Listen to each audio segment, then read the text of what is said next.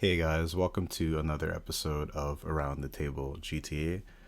It's crazy how many times I've redone this episode just because I've made little or silly mistakes.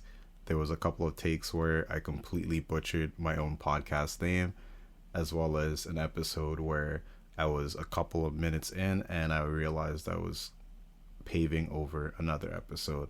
But despite that, that's given me some extra time on this episode. Thank you again for your nice and kind words. If you follow me on my main socials, you know what happened. And like I said, thank you for your kind words and your prayers.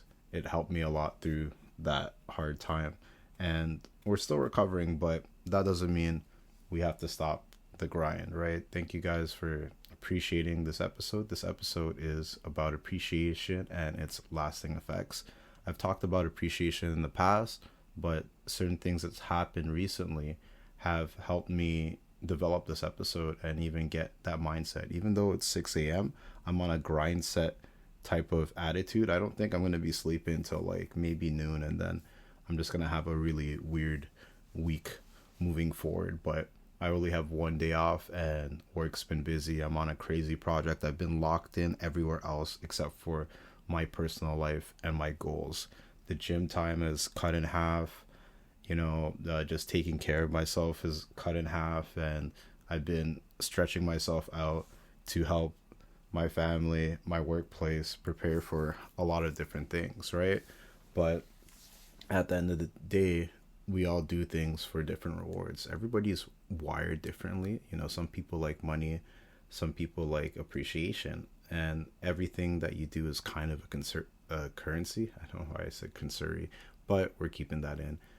Is a currency, right? You need to find what currency helps you, motivates you, pushes you, and gets you in a better place. I've talked about this briefly in other episodes. Some people need to go through a tragic breakup to feel appreciated or find their own self-worth, or they have to lose something that they really cared about to reevaluate life. And that kind of happened with me, where I realized I've been super sheltered in the sense where I'm so locked in on everything else that I do. Certain goals that I've had for myself are completely out of the question. And it's not that I can't achieve it, or it's not that I couldn't try. It's just that I'm not doing it. And whether that's something deep rooted inside, or it's just that my mind is scrambled, we'll find out sooner or later, right? When you close the doors, you lock in, you cut out a lot of stuff from your life and be left with a little bit of time. And I think that's what some people should do sometimes, is just take up so much of your own time where you could only have so much free time. And when you only have free time, like very minimal free time, you realize what's important. Like for me right now, I'm working 6 days a week. I'm working weekends a week, working holidays, and I'm trying not to do like 12 days straight, just because I want to keep myself sane and I don't want to really crash out. I've been crashing out recently and it's been amazing. It feels nice, and sometimes you got to put people in their place, right? But we're not going to get too into that, maybe in a later episode, right?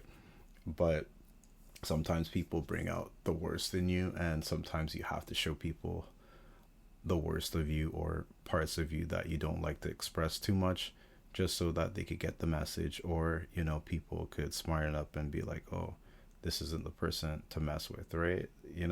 There's those memes where like, hold it there, buddy, right? And stuff like that. But let's get back to the main topic, which is appreciation. Appreciation is a currency that I feel that is very neglected. A lot of people expect people to do things and they don't appreciate it, and after a while people do it less. Like what I noticed when I went to help out at the other warehouse is that people were more safe, people reported things more, people followed the rules more. Why? It's something that I value as a leader, and when I see people following those rules or setting those examples or bringing up ideas, I highlight the person. I show them that, hey, you did the right thing. Thank you for this. You solved the problem. Thank you for this.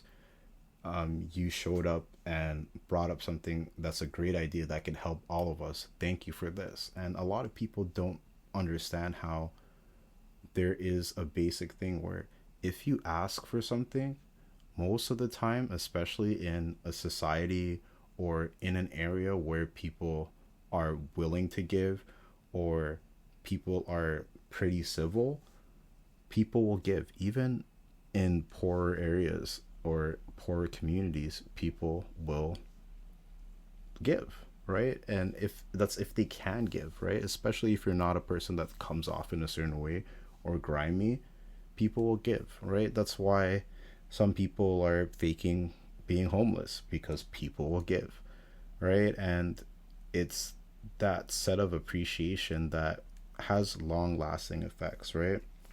Remember the first time that someone complimented you on your looks? And I'm mainly talking to the guys because guys do not get a lot of compliments. So when you start getting compliments, you remember a compliment from like 5 years ago, right? Because it's that rare. It's appreciation is a type of validation that so few people understand have a lasting effect, right? And just saying thank you, just saying, I love how you do this, just expressing that emotion can help bring out the better parts of people or even light a fire under someone to continue to be good, right? At my workplace, a lot of people say that I'm too positive or I'm too, not positive, but I would say more optimistic. I truly believe that change is possible even in a super toxic place because despite you being against the curve, against the wave, whatever, your hard work will be seen, right? And maybe it'll take you leaving or years and years of developing that, but you will get a following, right? And the thing about change is that you can't change everyone and you can't change a person. The person wants to change. The person has to be willing to change. Change of another person is out of our control. Unless we are giving them change or we're physically changing them, that change will not happen. And it's only hope. And hope is not a strategy. We need to be realistic. We need to have fundamentals. We have to have goals to make sure that certain things happen, right? And that's pretty much it for this episode. I'm going to yap a little bit longer, but I want to have smaller, concise episodes that I could actually dice up into shorts to potentially have more traffic. I think what I'm going to do is I'm going to set out 3 episodes, maybe 3 short episodes, 10 minutes each, 15 minutes each, 20 minutes each, depending on how much I feel like yapping, to bring out more content, and hopefully these little bite-sized things help you in life, right? This is a mindset podcast. It's more positive than negative, right? But I think it's more hopeful than positive, if that makes any sense, right? We all deal with different things in our lives, and we need to be able to hold on to things that are good and things that can help us drive and be better versions of ourselves as well. And when we believe that things could change, especially for the better, it's going to get better, right? I was talking to someone who was talking about just growing up in Canada and going back home. The reason why I'm not mentioning where they're coming from is because it's one of those currently banned words, or it gives you a highlight, right? But just to give you a hint, the place where they're from or their family is from somewhere where everyone is saying free that place, right? So it's one of the many free that place. There's a lot of people gathering outside and saying we must free this place, if you get my gist, right? And they were talking about the different values and finding different types of things within their culture that help develop them as a person here, right? And yeah, it developed their character outside and they came back, but it gave them a foundation that kept them in the right mindset and kept them on, I would say, more of a straight path, especially when it happened to affect the people around his environment. He left at a time where it was kind of a turning point, and luckily his family noticed that, hey, if we don't get out of here, the area, the society, the culture is going to engulf my kids, and they might be a product of something that we don't value, right? And sometimes we're harsh on our parents. We don't understand that they're trying to protect us, even though we need to live our own lives, and their lives aren't the same as our lives, and the threats and the freedoms and all of these things are not the same, right? The world that we live in or we grew up in doesn't exist anymore, right? And as much as nostalgia, as much as old TV shows, as much as remakes pop up in the world, we won't understand how to express that to our children or our younger siblings, or maybe a random kid that you bump into, or if you're a teacher, your class, they won't understand that there wasn't this instant communication. They won't understand that you had to knock at someone's door and hope that, it was inviting. You hope that it's the right door. You hope that their parents weren't, any type of extreme, whether it's the color of your skin or no boys or girls allowed, or just, very scary people.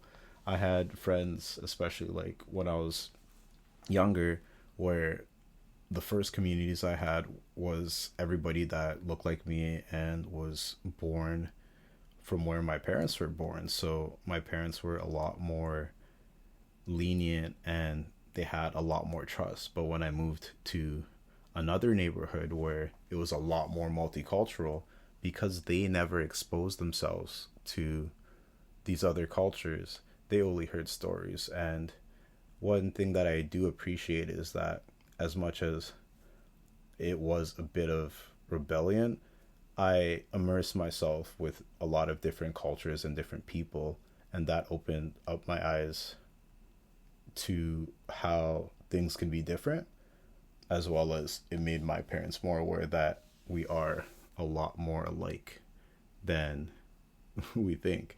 And it's had a lasting effect on me, where the type of music that I listen to everything. And when people say everything, they usually don't mean everything, but I'm one of those people that it's everything. You listen to my playlist on shuffle, you'll be like, huh? Right?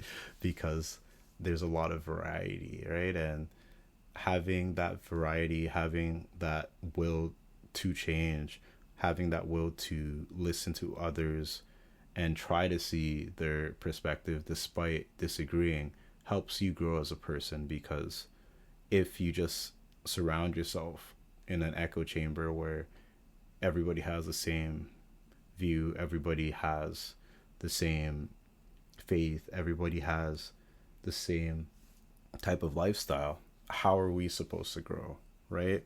People tell me that I'm strict at work, but I would say I'm 90% about the rules, because if you follow the rules 100%, you can't innovate. And to my core, I believe that there's always a better way to do something. So I always leave that opportunity up to my team if they do have an open idea, right? We could try it, especially if I agree, or if I'm a little bit skeptical, I'll add more people into the mix so that we could see, is it really plausible? Am I being an old man about something, right? Or is someone trying to pull a fast one on me, right? Sometimes you need a second opinion. Sometimes you need more input, right?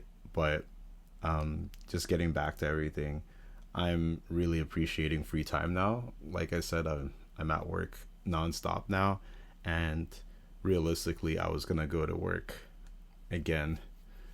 Realistically, it would be like 30 minutes from now, and I still haven't gone to sleep, right? So imagine that. I could just take a coffee or iced coffee for me and some energy drinks and just not sleep until the mid afternoon, and then just KO till tomorrow. Tomorrow being Sunday, right? But I don't know when you guys will hear this. Maybe Monday, maybe Wednesday, depending on how much stuff I could churn out, right? But I'm yapping, so this is a little bit longer, and maybe I'm gonna edit it a little bit. But I think the flow of how I'm talking about things, it could go unedited. But either way, guys, hopefully you appreciate this episode. Remember, a kind word could help a person a lot, and even in tragic moments, you could learn how to appreciate things a lot more. Like, from what I dealt with, there's family that